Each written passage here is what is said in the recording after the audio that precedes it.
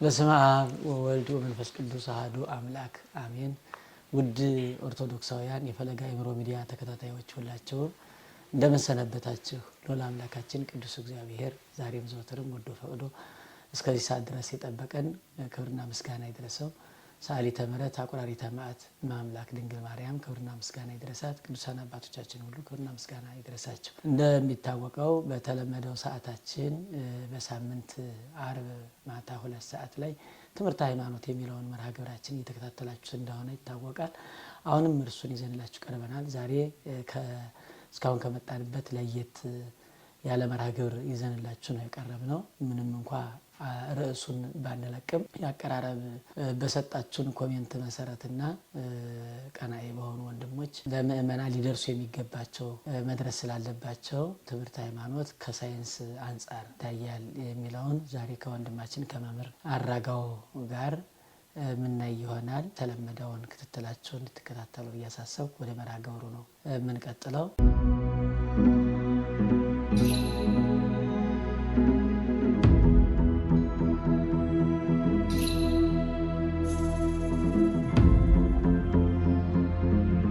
ፈለገ አእምሮ ሚዲያን ወይም ዩቲዩብ ቻናል አለ። እሱን ሰብስክራይብ እያረጋችሁ ሼር፣ ኮፒ፣ ላይክ እያረጋችሁ መጠቀም ይቻላል። ሌላውም እንዲጠቀም ማድረስ ይቻላል ማለት ነው። እንደተናገሩ መምህር እንኳን ደህና መጣችሁ። እንኳን ደህና ቆያችሁ። ራስዎትን እስኪ ለፈለገ አእምሮ ሚዲያ ቤተሰቦቻችን ያስተዋውቁልን። እሺ፣ አመሰግናለሁ። አራጋው ብርሃኑ እባላለሁ። በቴዎሎጂ ትምህርት ቤት በነገር ሃይማኖት አስተምራለሁ። ክርስቲያኒቲክስ የሚባል ትምህርት ላይ ያው እንግዲህ በዘመናዊ ትምህርት 2 የመጀመሪያ ዲግሪ ትምህርቶችን ተከታትያለሁ።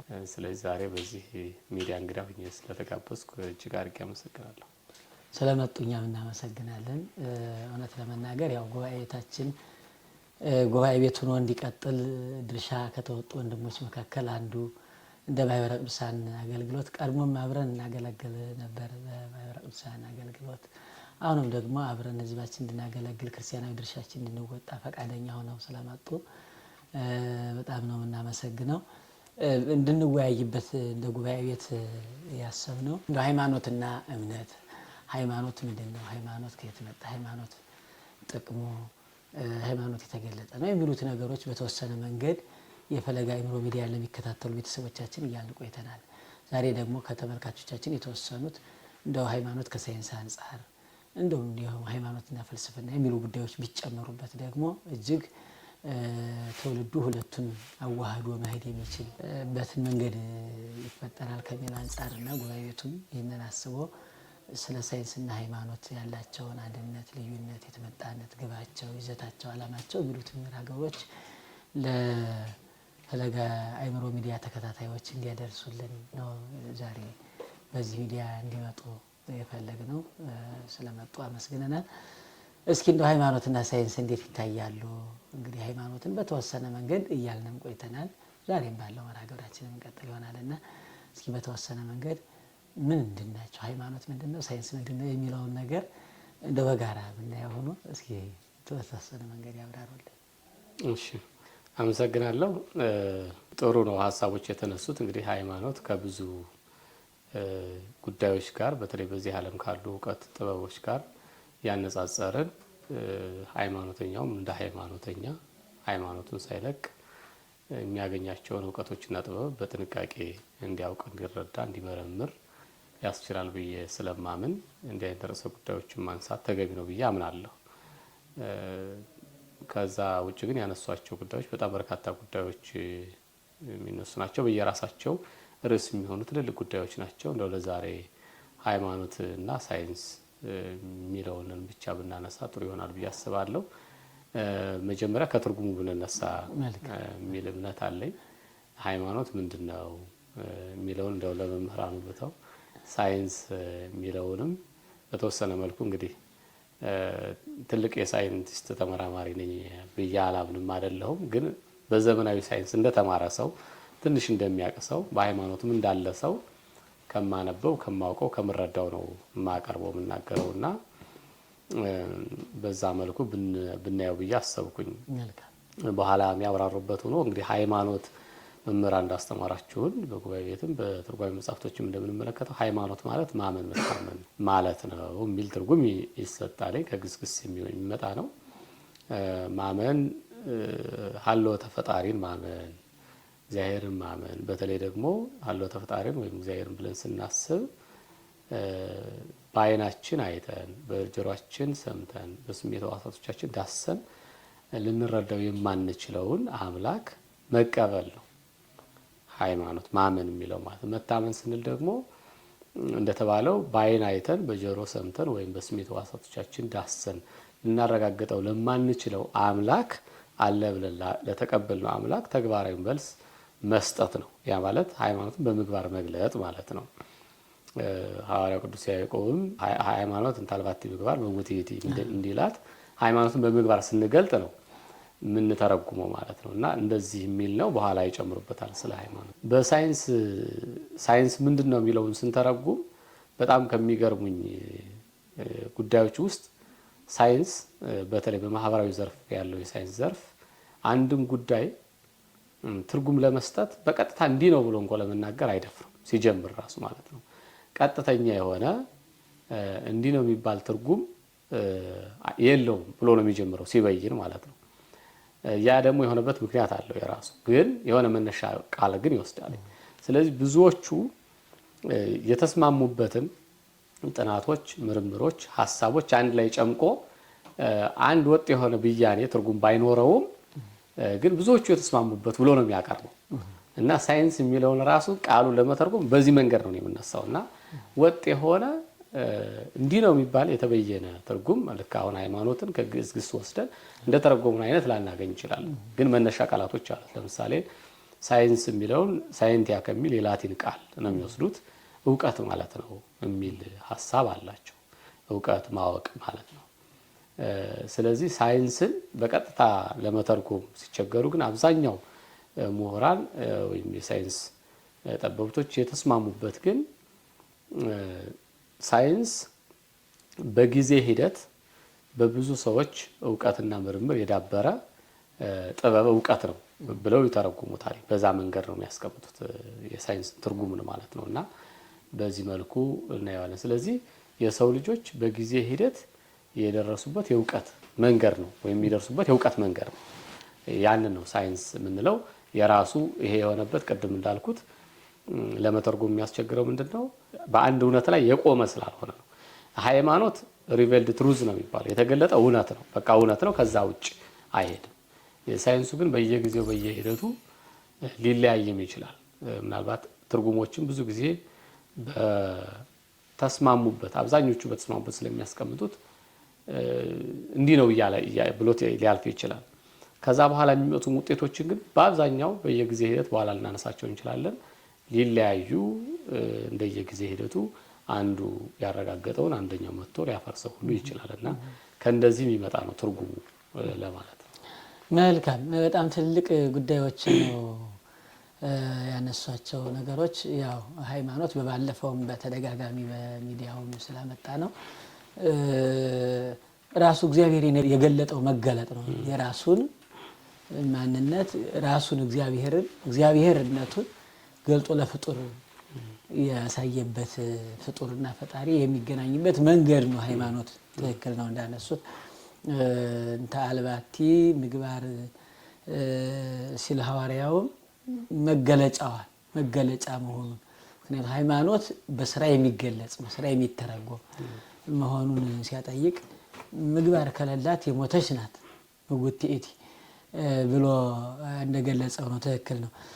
አሁን ሳይንስ ላይ ቅድም እንዳነሱት ግን አባቶቻችን በጠቅላላው ሃይማኖታዊ መጻሕፍቶችን ያየን እንደሆነ ከጽር ከላቲን ከሱርስት ከአረብ ነው ወደ ግዕዝ ሲተረጎሙ ነባራዊ ሁኔታዎችን ገላጭ በሚሆኑ አገልግሎታቸውን ስራቸውን ገላጭ በሚሆኑ ለምሳሌ የያዝነው ሞባይል ሲያመርቱት አምራቾቹ ሞባይል ብለው ሲሰጡን ሞባይል አልነው እንጂ ወደ ሀገራችን ሲገባ ወደሚጠቀመው ማህበረሰብ ሲገባ አገልግሎቱን ሞባይል ምንድነው ቢባል አሁን ማህበረሰቡ እንደው ምን እንነጋገርበት ነው ሊል ይችላል ከስራው ተነስቶ ካልሆነ በቀር ዝም ብለን የምንቀበላቸው ይበዛሉ። አባቶቻችን ግን ለምሳሌ አማኑኤል ሲተረጉሙ እግዚአብሔር ምስሌን እግዚአብሔር ከኛ ጋር ነው ብለው አማኑኤል ማለት እግዚአብሔር ከኛ ጋር ነው ማለት ነው ብለው ወደ ሀገራቸው ተርጉመው ነው። አሁን ሳይንስን እንጠቀምበታለን፣ እንገለገልበታለን። ዓለም በጠቅላላው አሁን ከሳይንስ የወጣ ህይወት ስለሌለ ድረስ ጠቅላላ ግን የምንጠቀምባቸው ነገሮች እንዳለ አምጥተን ነው ዳውንሎድ እንደወረዱ ነው የምንቀበላቸው እንጂ ላለን ማህበረሰብ ባህላችን ኢትዮጵያዊ ቋንቋውን ራሱ መሰረት ያደረገ በእርግጥ አሁን ባለው ደረጃ ሀገር ውስጥ ያሉት እንደየአካባቢው የሚነገሩ ቋንቋዎች ከመብዛታቸውም ወይም የሚያጠቃቀም ችግርም አልፎ ተርፎ እስከ ለመግባባት ድረስ እየተደረሰባቸው ያሉ ሁኔታዎች ቢኖሩም እንኳን እንደዚህ ጠቅላይ የሆኑ ነገሮችን የያዙት ሀሳቦች ወደ አንድ ሀገር ሲገቡ በዚህ ሀገር ገላጭ በሆነ ነገር ቢኖራቸው በጣም ጥሩ ነበር። ሳይንስ የሚለውን እነዚያ በእውቀት ቅድም እንደገለጹት እየተመራመሩ የደረሱበት ሰዎች ይህን ሳይንስ ብለው በሰየው እንዳለ ነው የተቀበልነው የሚል ሀሳብ አለኝና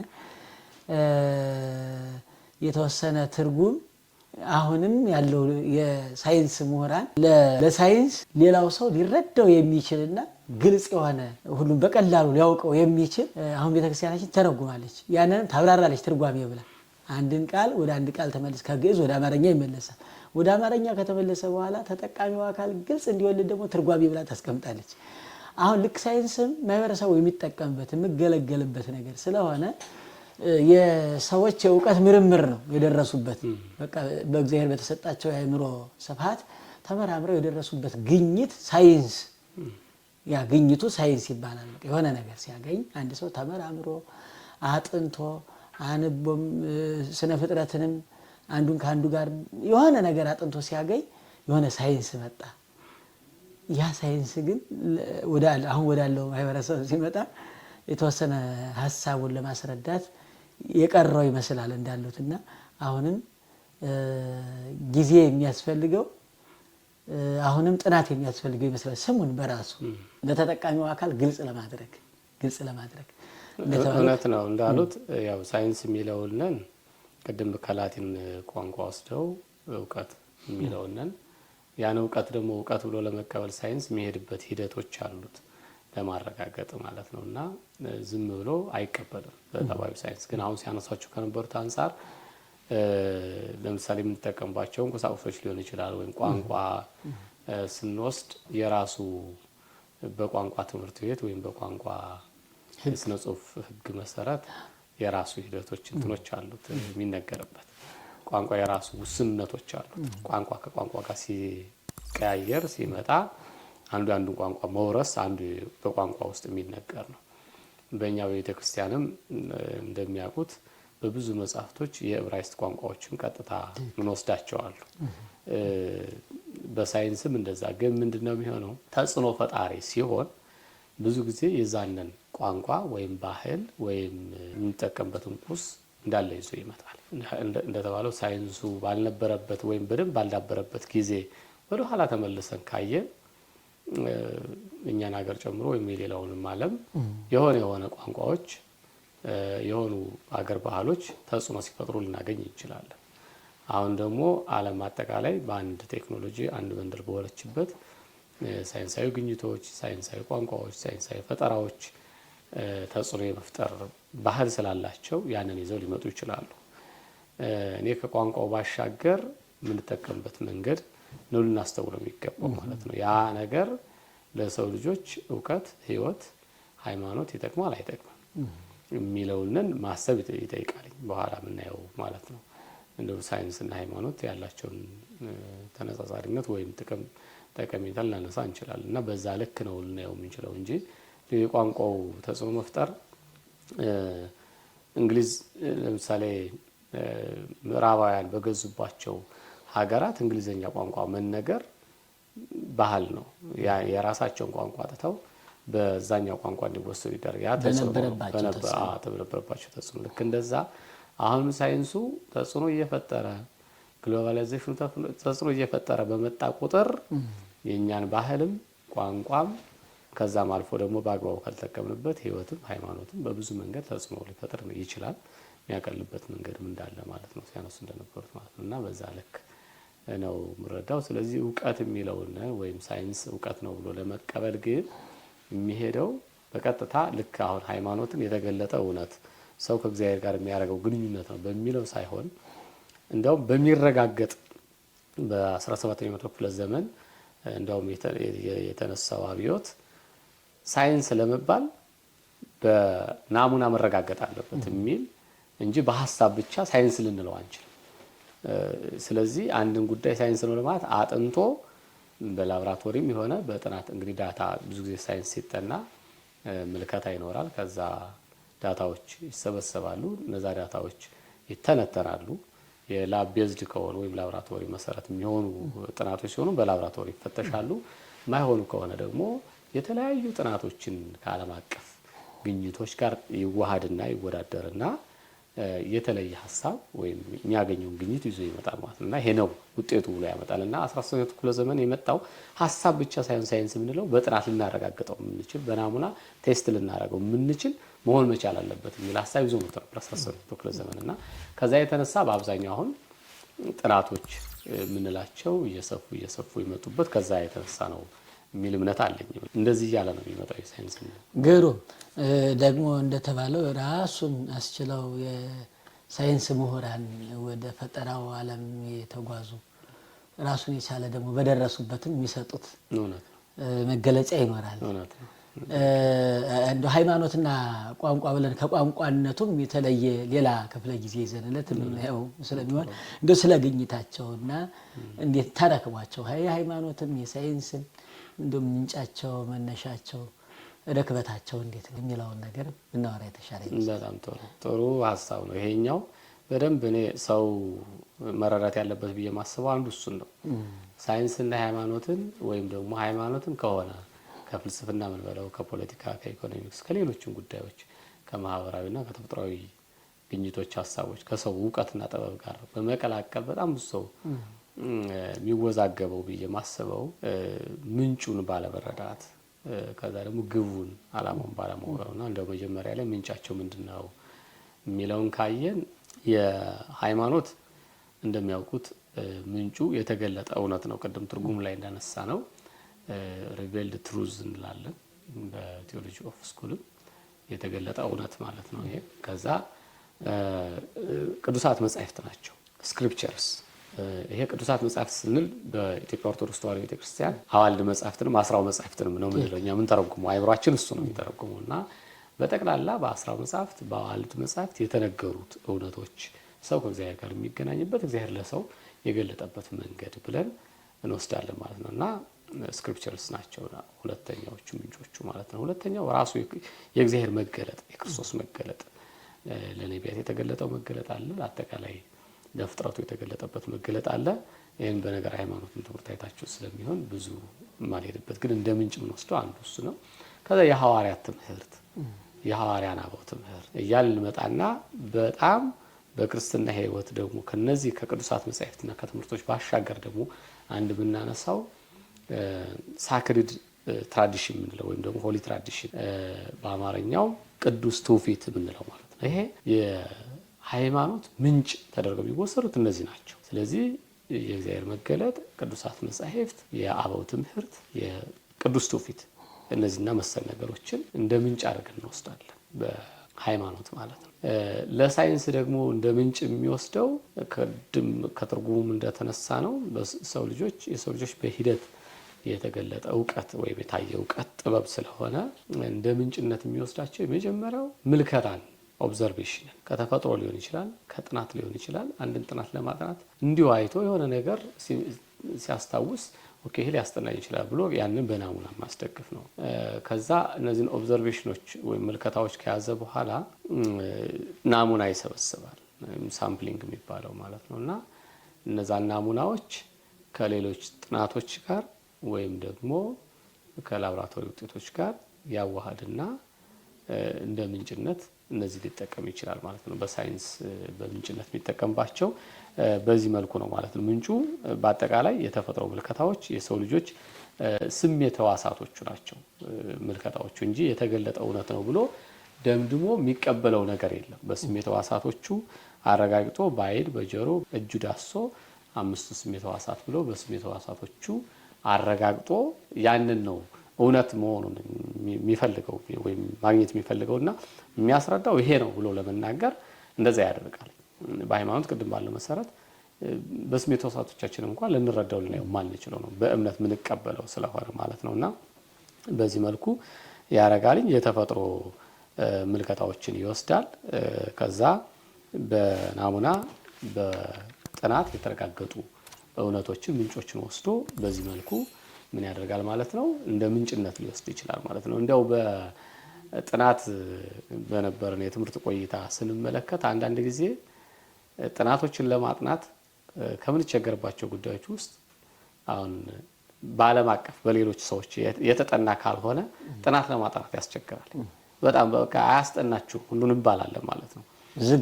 ዝግ ይሆናል እና አስታውሳለሁ አንድ ጊዜ የሁለተኛ ዲግሪ ትምህርታችን ስንማር አንድ ልጅ አንድ ጥናት ያጠና እና ማግኘት አልቻለም። በእርግጥ ምንድነው ብለው የሚታሰበው በሳይንቲስቱ ወይም ደግሞ በዓለም አቀፋዊ ምሁራን ዘንድ ያልተጠና ብዙ ነገር የለም ወይም ምንጮች ይኖራሉ የሚል የናንተ የማጥናት የማንበብ ጉዳዮችን የመፈለግ ጉዳይ ነው ድክመት ነው እንጂ በሚል ነው። ግን በነበረው የምልከታ ጥናት እና ንባብ ልጁ ምንጭ አላገኘም። ግን በጣም የሰው ልጆች ህይወት በጣም የሚኮረኩር ጉዳይ ነበር ያጠናውና አጥንቶ ለጉዳዩ ባልገልጠው ብዬ ነውና ከዛ ሲያቀርብ አስታውሳለሁ ሁለት ፈታኞች ተጣሉ።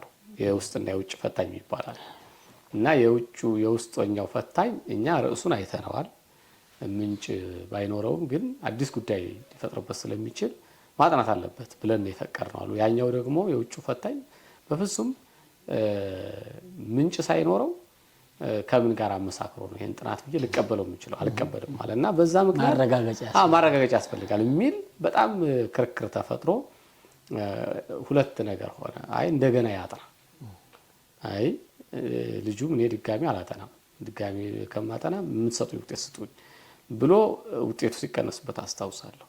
እና ምንድነው ይሄ በጥናት ያልተደገፈ በሰዎች ዕውቀት ያልተደገፈ በሰዎች ምርምር ጥናት ያልታየ ጥናት ተደርጎ ሊወሰድ አይችልም በሳይንስ ብዙ ጊዜ እንደው እንግዲህ በዚህ ምሁራኑ ሐሳብ ሊሰጡበት ይችላል አላቅም። ግን ባለኝ ዕውቀት ምልከታ ግን አንዱ ከምትቸገርባቸው ጉዳዮች የተጠና የለም ከተባለ አታጥናው ነው መልሱ። እና እንዲህ አይነት ነገሮች አሉ እንደ ምንጭነት ለመውሰድ ያለፉ ህይወቶችን ታሪኮችን ጥናቶችን ምርምሮችን ማግኘት እንደ ግዴታ የሚቆጠርበት ሁኔታ አስተውያለሁ። ግሩም ሀሳብ ነው እውነት ለመናገር ሰፊና ዝርዝር ግልጽም የሆነ ጉዳይ ነው። እንደተባለው ነው አሁን ሃይማኖት ከምዕራፍ 1 ነው የሚጀምር። ምዕራፍ 1 ማለት የሳይንሱም የዓለምም የራሷን መገኛ ከሆነው ከእግዚአብሔር ሳይንስ ከምዕራፍ 2 የተገኘውን አጥንቶ የሚያመጣው ነገር ነው። ሳይንስ እንደተባለው መረዳትን መሰረት ያደረገ ነው። ሳይንስ የእያንዳንዱን የሰው ልጅ የአእምሮ ብቃት ለአንድ ነገር የሚሰጠውን ትኩረት አንድ ነገር ሁለት ሰው ቢመለከቱት እኩል አያዩትም። ከውስጣቸው ባለው አረዳድ ለዚያ ነገር የሚሰጡት የተለያየ ነገር ሊሆን ይችላል እና ሳይንስ ያው ከምዕራፍ 2 እንደሚነሳ ነው አሁን ምክንያቱም በሰዎች ምልከታ በሰዎች አረዳድ የሆነ የተፈጠረው አካል አጥንቶ የሚያመጣ ፍጡር ላይ መሰረት ያደረገ ነው ሳይንስ። አጥኒውም ፍጡር ነው የሚጠናውም ፍጡር ነው። የሁለቱ ፍጡራን ውጤት ነው ሳይንስ የሚያጠናውና የሚጠናው። ስለዚህ ምዕራፍ 2 ይሆናል ማለት ነው።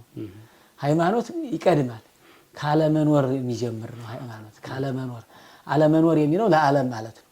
ለፍጡር አለመኖር ብለን ስንገልጽ ያልነበረበት ዘመን ስለነበረ ምንም እንኳን ዓለምን ያላሰበበት ዘመን አለ ብለን ባንናገርም ለስላሴ ነገር ግን በልበ ስላሴ ያለውን ራሱን ዓለመ ስላሴ ብለን ሃይማኖት ከምዕራፍ 1 ስንነሳ ካለመኖር ወደ መኖር እንደመጣን የሚያስረዳ ወደፊትም ስንሄድ መዳረሻችንን ከመኖር ወደ አለመኖር የሚያልፉ ጉዳዮች እንዳሉ ገና ደግሞ ባሉበት የሚቀጥሉ ፍጡራንም እንዳሉ የሚገልጽ ነው። በመካከል ዳርና ዳር የሆነ የማይታወቅ ዓለም ያለው መሆኑን የሚያሳይ ነው ሃይማኖት። በባለፈውም ደጋግመን ስላወራ ነው ሃይማኖት የእግዚአብሔር መገለጥ የእግዚአብሔር መኖር ሀለወተ እግዚአብሔር ያለው እግዚአብሔር የሚኖረውን ፍጥረት እንዳስገኘ የሚገልጽ ነው። ሃይማኖት መነሻው እግዚአብሔር የሆነ እግዚአብሔር መኖር ነው። ስለዚህ በዘመን የማይለካ ፍጥረታት በተሰጡት እውቀት ተመራምረው የሚያይደርሱበት ለማመን የሚያበቃ እንጂ ለማወቅ የማይደረስበት የማይመረመር መሆኑን የሚያሳይ ነው ሃይማኖት። ከስሙም ስንነሳ ሃይማኖት ማመን ስለሆነ ማወቅ አይደለም። ሃይማኖት ማመን ነው።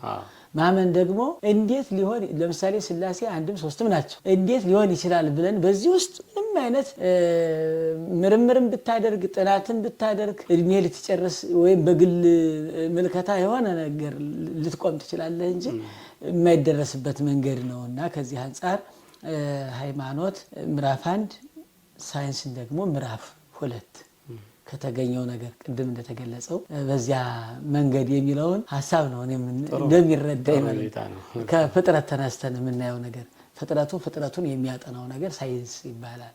ሳይንስ ማለት ፍጥረትን ያጠናው ነው።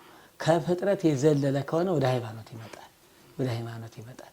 አሁን ሳይንስ አንዱ ፍጡርን አንዱ ፍጡር የሚተገብረው ተግባር ወይም ድርጊት ምርምርም ይሁን ጥናትም ይሁን እርሱ በዚያ ልክ ይሆናል የሚለውን ነገር ነው። መልካም ነው። እንዲህ ከሆነ በዚያው አያይዞ የምንመለከተው እንደ ግባቸው እርምጃቸው ምን ይመስላል?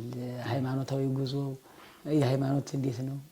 ሳይንሱ ጉዞ የሚለውን ነገር ብንመለከተው መልካም ነው። መነሻቸው እንዲህ የሳይንስ መነሻ ፍጡር ነው፣ የሃይማኖት መነሻው እግዚአብሔር ነው። ስለዚህ ሁለቱ ነገሮችን አንድ ፍጡር ሳይንስንም ሃይማኖትንም ይዞ መዳረሻ ግብ ሊኖረው ይገባልና ሃይማኖት የራሱ የሆነ ግብ አለው፣ ሳይንስም የራሱ የሆነ ግብ አለው። በዚህ መካከል አንድ ፍጡር ሳይንስንም ሃይማኖትንም ይዞ ይቀጥላልና እንደው የሁለቱ ግቦች እንዴት ማስኬድ ይቻላል? ግባቸውስ ምንድነው የሚለውን ነገር እናወራ ጥሩ ይመስላል። መልካም ጥሩ ነው። ስለዚህ ይሄኛውም ዋና ከሚባሉ ጉዳዮች አንዱ እሱ ነው። ሰው ሲኖር የሚኖርበትን ዓለም ወይም የሚኖርበትን ዓላማ ማወቅ አለ። ለምንድን ነው እኔ ምንድን ነኝ? ሰው ነኝ። ስለዚህ ሰው ስሆን የተፈጠርኩት ዓላማ ምንድን ነው? ምን ላደርግ ነው? እግዚአብሔር የሰጠኝ እውቀትና ጥበብስ እንዴት ነው የምጠቀመው የሚለውን አንድ ሰው ማወቅ መረዳት አለበት። እና የሃይማኖትና የሳይንስ እንደተባለው የራሳቸው ዓላማ ግብ አላቸው። ሃይማኖት ቅድም ሲያነሱ እንደነበሩት ምን ጠይቀው ምን ማረው ምንም ብናረግ ምናምነው ለእውቀት አይደለም ለህይወት ነው። እንዲያውም የምንለዋለን ቴዎሲስ ወይም ዲፌክሽን እንለዋለን። ወደ እግዚአብሔር መምሰል እግዚአብሔር ወደ መምሰል ለመጠጋት መለኮታዊ ሱታፌ የምንለው እሱ ነው። ሰውን በአርአያውና በአምሳሉ ፈጠረው ብለን ሲተረጎም አርአያና አምሳልን የምናይበት እሱ ነው። መለኮታዊ ሱታፌ እንዲኖረን ነው አድርጎ የፈጠረ። ስለዚህ የመጨረሻው የሃይማኖት ግቡ የእግዚአብሔር መንግስት መውረስ ከእግዚአብሔር ጋር መኖር ነው የመጨረሻው ብለን ምናምነው ማለት ነው።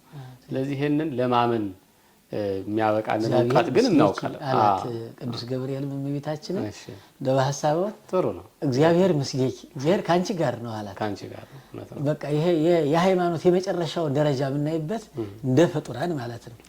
ማናውቀው ምናምነው እንዳለ ሆኖ የመጨረሻ መልአኩ ቅዱስ ገብርኤል ለእመቤታችን ሲመሰክርላት እግዚአብሔር ምስሌኪ በቃ ይሄ የመጨረሻ ቃል እግዚአብሔር ካንቺ ጋር ነው። በቃ እግዚአብሔር ከእሷ ጋር ስለሆነ እግዚአብሔርን ወለደች። እግዚአብሔር የሚወዳቸው መልካም ምግባራት አደረገች። ትክክል ነው። በጣም ጥሩ ሐሳብ ደስ ስላለኝ ነው መካከል የገባሁትና እሺ ጥሩ ነው። ስለዚህ የሃይማኖት የመጨረሻ ዓላማው ግቡ የዘላለማዊ ሕይወትን መውረስ ማግኘት ነው። ይሄ ደግሞ ይደረስበት አይደለም፣ በሕይወት የሚገለጥ ነው።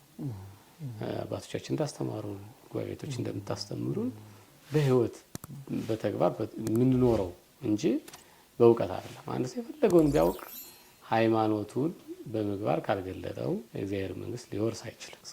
ስጋዬን የበላ ደሜን የጠጣ የዘላለም ሕይወት አለው አለ። ይሄ ትምህርት ነው። ይሄን ማወቅ በቃ ዮሐንስ እንዲህ ይላል ጌታ አስተምሯል ብሎ ይሄ መናገር እውቀት ነው የሚሆነው። ግን ሕይወትን ለማግኘት አንድ ሰው ንስሐ ገብቶ ስጋውን ደግሞ መብላት መጠጣት አለበት። ተግባራዊ መልስ ሰጠ ማለት ነው። በዛም የዘላለም ሕይወትን እንደሚያገኝ አምኖ ተስፋ አድርጎ ይሄ የሃይማኖት ግቡ እሱ ነው። እና ቴዎስ የምንለው ሱታፌ አምላክ የምንለው በዛ የምንተረጉመው ነው። አንድ ቅዱስ ባስልዮስ ወይም ጎርጎሪዎስ ያስተማረው ትምህርት አለ። በዘርና በዛፍ መስሎ የሚያስተምረው ትምህርት በጣም ነው የምወደው፣ ደስ ቢለው ሰውን በአርአያና በአምሳል እንድትፈጠረው የሚለውን ሲያስረዳ ማለት ነው። ዘር ሲዘራ ተመርጦ ነው የሚዘራው። ከዛ ያን ዘር እንዲበቅል ሙቀት፣ ውሃ፣ ቅዝቃዜ ያስፈልገዋል። ወይም መሬት ያስፈልገዋል፣ ይበቅላል። እንስሳት ወይም አውሬ ደግሞ እንደ አያጠፋው ደግሞ አጥር ይቀጠርለታል፣ ይታጠርለታል። ከዛ ያድጋል፣ እንክብካቤ ያስፈልገዋል፣ ይኮተኩተዋል። በዘመናዊ መዳበሪያ ወይም በጥንቱ ደግሞ ፍግ ሊያደርግለት ይችላል። እንዲህ እያለ ያድጋል። መጨረሻ ምን ይሰጣል? ፍሬ ይሰጣል። ወይም ደግሞ ዛፍ ሆኖ ለአዕዋፋትና ለእንስሳት ወይም ለሰዎች መጠለያ ይሆናል ማለት በፍሬው ከላይ ፍሬ የማይሰጡ ዛፎች ከሆኑ ማለት ነው። ይህንን አምጥቶ በአርአያና በአምሳል ነው የሚነግረን። አርአያ ማለት እንደ ዘር ነው፣ በእግዚአብሔር ስንፈጠር የሰጠን ጸጋ አለ ይላል። ከዛ በኋላ ግን ወደ አምሳለ እግዚአብሔር ለመድረስ በተጋድሎ የምንፈጽመው ነው። ስለዚህ በ40 በ80 ቀን ድርሻ ትሻለች። በ40 በ80 ቀን ከመጠመቅ ጀምሮ ከዛ በኋላ አሁን ስርዓት ይሰራለታል። በኢትዮጵያ ኦርቶዶክስ ተዋሕዶ ቤተክርስቲያን ስርዓት መሰረት 7 ዓመት ሲሞላው ንስሐ አባት ያዝ፣ ቀኖና ይሰራለታል፣ ጾም ይጾማል። ከዛ በኋላ ይሰግዳል፣ ይጸልያል እያለ ወደ ጥልቁ ተጋድሎ ይሄዳል። እንግዲህ ይህንን ደግሞ ስንሄድ በቅዱሳን ተጋድሎ ውስጥ 10 ማዕረጋት እንመለከታለን እና በዚህ መልኩ የምንሄድበት ነው እና በዛ ልክ ሁሉ ሂዶ እንኳ በእግዚአብሔር ምሕረት በእግዚአብሔር ቸርነት እግዚአብሔር መንግስት እንወርሳለን ብለን ነው ምን ተስፋ የምናደርገው እንጂ የቱንም ያክል ጸጋ ቢደርስ የቱንም ያክል እውቀት ቢኖረው አንድ ሰው አዋቂ ነው፣ ይሄ ክርስቲያን ነው ቢያስብል የመጨረሻ የእውቀት ወይም የጸጋ መለኪያ የምናስቀምጥለት የለም። የእግዚአብሔር ቸርነት ነው። ቅዱስ ሥጋውና ክቡር ደሙ እንኳን ስንወስድ በከመ ምሕረትከ ነው የምንለው። ዋኮ በከመ አብሳነ እንደ በደላችን ሳይሆን እንደ ምሕረት እንደ ቸርነት ብለን ነው ምንቀበለው ሥጋውን ደሙ እና ይሄ የሱታፌ አምላክ ወይም የእግዚአብሔር መንግስት መውረስ ግብ አድርጎ የሚንቀሳቀስ ነው። የሳይንስን ስንመለከት ደግሞ የሰው ልጅ በዚህ ዓለም ሲኖር ባለው እውቀትና ጥበብ ዘመኑ በፈጠረለት ቴክኖሎጂ ያንም ራሱ የሳይንስ ግኝት ሆኖ ኑሮውን በቀላል መንገድ በቀላል ዘዴ ቀልጣፋ በሆነ መንገድ እንዲኖር ማስቻል ነው። ጥበብ ነው እሱ ራሱ። ለምሳሌ በግብርናው ካየን በባህላዊ መንገድ በበሬ እናርሳለን አይደለ? ምናልባትም በአንድ ገበሬ በአንድ ጥማድ በሬ የዋለበትን በትራክተር በደቂቃዎች ሊያርሰው ይችላል። በደቂቃዎች ብዙ የትራንስፖርት ሁኔታ ብንመለከት ከሆነ ቦታ ሆነ ቦታ ለመሄድ የሚፈጅብንን ጊዜ ወስደን ቴክኖሎጂውን ተደግፈን በመኪና ሊሆን ይችላል፣ በባቡር ሊሆን ይችላል፣ በፕሌን ሊሆን ይችላል ስንመለከት ደግሞ በሰዓታት በደቂቃዎች ሊፈጽምልን ይችላል ማለት ነው። አሁን ይሄ ምንድነው? የሰው ልጆች የአኗኗር ዘዴ ማቅለል ነው። ቀልጣፋ ምቹ ሁኔታ መፍጠር ነው ግቡ ዓላማው። ግን ሂዶ እሱ በሚደረስበት እውቀት በሚደርስበት ጥበብ ግን ያምናል። ሳይንስ ነው ብሎ ለመቀበልም ወይም የሳይንስ ውጤት ነው ብሎ ለመቀበል ግኝት ነው ብሎ ለመቀበል የነበሩትን እውቀቶች ጨምሮ አሁን አዲስ ለማድረግ በተለየ ምልከታና እይታ ከዚህ በፊት ያልታየ ያልተገኘ ግኝት ሊያመጣ ይችላል ማለት ነው። በዚህ መንገድ ነው ነገሮቹ እየተፈጠሩ ኢኖቬሽን ተብሎ ወይም ደግሞ ግኝት ፈጠራ እየተባለ እውቅና እየተሰጣቸው እያደጉ አሁን በጣም ሶፊስቲኬትድ የሆነ ቴክኖሎጂ እስከ መፍጠር የሚደረስበት መንገድ በዛ ነው ብዬ አምናለሁ። እና ሳይንስ ዓላማው በአጠቃላይ በዚህ ዓለም ስንኖር የምንኖርበትን ዓለም ቀላልና ምቹ በሆነ መንገድ ወይም ዘዴ እንድንኖር ማስቻል ነው።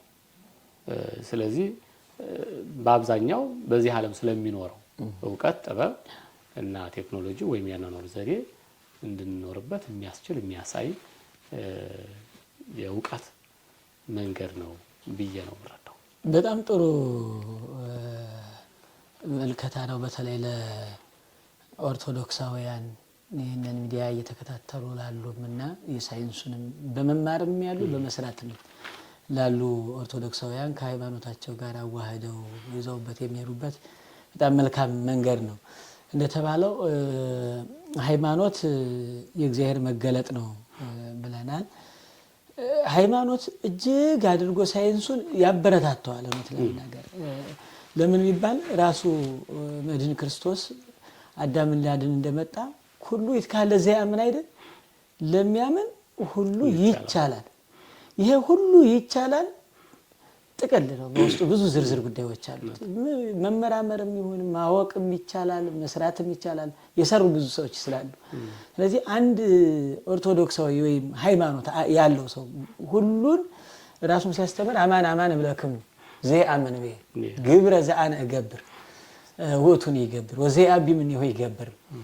ስለዚህ እውነት እላቸዋለሁ በእኔ የሚያምን ቢኖር እኔ የምሰራውን ይሰራል፣ ከዚያም በላይ ይሰራል። ይሄ ምህረተ እግዚአብሔር ነው። ፍቅረ እግዚአብሔር ምህረተ እግዚአብሔር ነው። ለፍጥረታቱ እግዚአብሔር ምን ያክል ፍቅር እንዳለው በእውነቱ በተለይ ለሰው ልጅ ያደረጋቸው በጎ ነገሮች ቆጥረን እንደው አይደለም ሰርተን ተናግረን ማንጨርሳቸው ነገሮች ናቸው። ቋንቋም የምንገልጽበት አቅምም ያጥረናል። የእግዚአብሔር ቸርነት እኔ የምሰራውን ትሰራላችሁ ፈቅዶልኝ። ይሄ ስራ ሳይንስ ነው ምንድነው ብለን ማንለያየው ማንከፋፈለው ብቻ ማመን የሚጠበቅ። ምክንያቱም አባቶቻችን ያመኑት የሰሩትን ስናይ ሰማይ ዝናም ያመጣ ነበር፣ ዝናሙን ለጉመው እሳቱን አዝንመዋል። ይቻላል ማለት ነው። ለሚያምን ይቻላል ስለተባለ እኔ የምሰራውን ትሰራላችሁ ስለተባለ በጠቅላላ ያሉትን ነገሮች ያየናቸው እንደሆነ በዚያ ነው። ልዩነቱ ምንድነው? ወደ ግቡ ስናመጣው ሰማይም ብትለጉም ዝናምን ቢያዘን ባህርም ቢከፍል ምንም ቢያደርግ የመጨረሻው ግቡ ከእግዚአብሔር ጋር መኖር መሆን መቻል አለበት ነው። አሁን ቅድም እንደተባለው ሳይንስ ኑሮውን ስላቀለለለት በቀላሉ መኖር ስለቻለ ከዚህ አሜሪካ ድረስ መሄድ የሚጠይቀውን መልእክት ሳይሄድ በቴክኖሎጂ ተጠቅሞ ጉዳዩ መፈጸም ስለቻለ በዚህ ግን ብቻ ረክቶ የሚቀር ላይ እንዳይሆን ሳይንሱ ላይ ብቻ ተግባሩ ላይ ብቻ። አሁን ሃይማኖት ይሰራ አሁን ለምሳሌ ሙሴ ከእግዚአብሔር ጋር 570 ቃላት ተነጋገረ። እግዚአብሔርን በእጁ ቀርጾ ጽላት ሰጠው ተቀበለና ሙሴ በዚህ አላቆመም። የሚያምን ሰው በዚህ አያቆምም። ፊትህን ማየት ፈልጋለሁ ወደሚል ደረጃ ማደግ በሃይማኖት ማደግ ነው እንጂ በአንዱ ረክቶ መቅረት አይደለም። በሆነ ጉዳይ ላይ በቃ የሆነ ነገር ፈጠራዎችን ተሞክሮ ሲሳካ በቃ ዓለምን ጨበጥኳት ያ ግኝት የመጨረሻ መደምደሚያ። አንድ ሰው ሳይቸግረው ሳይብሰው ነገሮችን ሁሉ ቀለል አድርጎ መኖር፣ ስጋቶችን አስወግዶ መኖር፣ የሚመጡበትን ነገሮች ቀድሞ አውቆ መኖር፣ እነዚህ ነገሮች ምቹ ሊያደርጉ ይችላሉ። በጣም ጥሩ ነገሮች ናቸው። ሳይንስ በጣም አስፈላጊ ነገር ነው። በመጽሐፍ ቅዱስም ተደግፎ የምናገኘው ሙያ ስለሆነ ምክንያቱም የነኑ መርከብ ብናነሳቸው ሳይንስ ናቸው። ቁመቷ፣ ወርዷ፣ ስፋቷ በቀኝ በግራ እንስሳቱ የሚቀመጡበትን ደረጃ ራሱ የሚበሉትን በአንድ ጎን የሚባሉትን በአንድ ጎን ይላል። ለመብል የሚሆኑትን በአንድ ጎን ያስቀምጣል። ጠባይ የጎደላቸውን ደግሞ ለብቻ በጣም የሚገርም ነው። ከአሰራሯ የተነሳ የሚባሉት ራሱ ጠባያቸው እንዲቀየር አድርጋለቻቸው። ሳይንሳዊ ናት መርከብ። ወደ ላይም ወደ ታችም በክብደትም በቅለትም ያለ የእነ አብርሃም ድንኳን ያየን እንደሆነ ደብተራ ኦሪት ድንኳን ያየን እንደሆነ አሰራራቸው ሳይንስ ነው። ሳይንስ መጽሐፍ ቅዱስ የሚያበረታት ምንድነው? አሁን ኖህ መርከብ ሰራ፣ ከመጣው መቅሰፍት ዳነ፣ ከቤተሰቦቹ ጋር ለሌሎች መዳን ምክንያት ሆነ። ያን ማዳን የመጨረሻ መደምደሚያ ግብ አድርጎት አልቀረም። ቀጣዩን ህይወት ማሰብ የሚያስችል ነው ሃይማኖት ሲሞላው። ሳይንስ በሃይማኖት ሲደገፍ በጣም ቀጣዩ ነገሮች እኛን ነገሮች እንዲያደርግ ፈቀደልኝ ብሎ ወደ ማመስገን ደረጃ ሃይማኖታዊ እድገትን ነው የሚያደርገው። ሳይንሱ ብቻ ከሆነ ግን አንድ ነገር አጥንቶ ሲያገኝ በቃ በጣም መደነቅን፣ ዝናን፣ የዚህን ዓለም ህይወትና ኑሮ ብቻ ደስታ አድርጎ ይቀራል። የዚህ ዓለም ኑሮ ደግሞ በቅጽበት ያ የተጠናው ሳይንስ በቅጽበት ይጠፋል።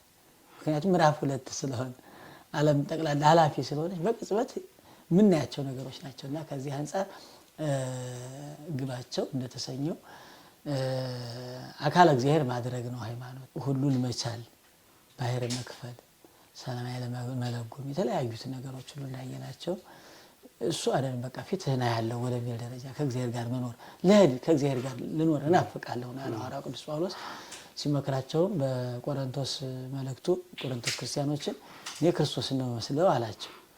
እናንተ እኔን መሰሉ አለና ከዚያ በኋላ ክርስቶስን ነው የሚመስለው ለሄድ እናፍቃለሁ አለ። ያንን ጉዞ በቃ መምሰሉ ሆኖት አልቀረም። እኔ ክርስቶስን ነው መስለው አረጋግጦ ተናግሯል። ኑሮውንም የሚያረጋቸውንም ህይወቱንም የዕለት ተዕለት ክንውኑንም ከተናገረ በኋላ እናፍቃለሁ አለ። ደግሞ ሌላ ዓለም በቃ በጣም ሌላ ዓለም። ስለዚህ ሃይማኖት አካል እግዚአብሔር መሆን ነው። አካል እግዚአብሔር መሆን እየረቀቁ ስውራን ቅዱሳን እስከምንላቸው ድረስ እግዚአብሔር ቸር ስለሆነ በጸጋ አምላክነቱን ጨምሮ ነው የሰጠን። አካሉን ሲፈጥረን አሳትፎናል። ከራስ ፀጉር እስከ እግር ጥፍር ድረስ እንዳሳተፈን በመጻሕፍት የተገለጹ ነገሮች ናቸው። ከዚያ በኋላ ደግሞ ባህሪውን በራሱ በጸጋ አሳትፎናል። ረሰይኩ ከከመ ትኩን አምላኩ ለፈርዖን የፈርዖን አምላክ አንሰ ቢአማልክት አንትሙ እኔ አምላክ አድርጌያችኋለሁ። እስከዚህ ድረስ የሚያድግ ነው የሃይማኖት ግቡ። ለባሴ እግዚአብሔር እስከመሆን ድረስ የሚያድግ ነውና ግባቸው በጣም አሁን በሳይንስ ያለውን ያየነው እንደሆነ ሰው የሆነ ሳይንሱን ተጠቅሞ የሆነ ነገር ሲያደርግ ከሃይማኖትና ከመንፈሳዊ ነገሩ እየተለየ ወደ ኋላ እየቀረ ያንኑ ምርምሩ ከእግዚአብሔር እየለየው የሚመጣ ትውልድ እየበዛ እናያለን። በፍልስፍናው ዓለም አሁን በሳይንሱ ውጤት በስራዎቻችን ያየናቸው እንደሆነ አብዛኞቹ የዚህን ዓለም ኑሮ መቅለል ብቻ ግብ አድርገውት ይቀራሉ።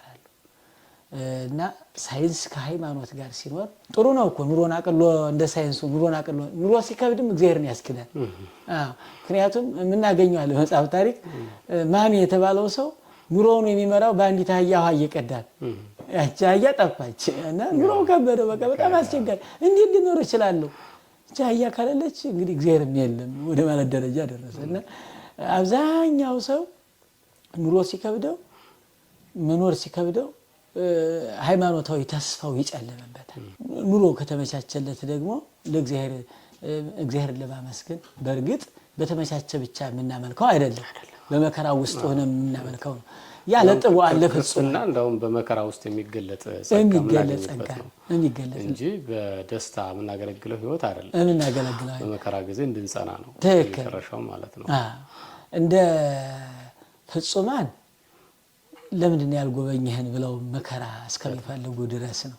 ምክንያቱም እግዚአብሔር ለኛ ሲል የከፈለውን መከራ ያሰቡና ሞተወልደ እግዚአብሔርን እያሰቡ ቀኖቱን 40 ሐሞት ሆምጣጤ ኮሶ እየጠጡ ሰውነታቸውን በቀጋ በሰንሰለት እየገረፉ እንደና አባ መባጽዮን ምን ያክል ነበር ግን ለኛ ሲል የተቀበለው የችንካሩ እመን ብለው እግራቸውን ቸንክረዋል አባ መባጽዮን። እስከዚህ ድረስ ይሄ በፍጹማን ደረጃ ያሉት ናቸው። ወጣንያን ግን የእግዚአብሔር ምሕረቱን እያዩ የሚያድጉ ናቸው።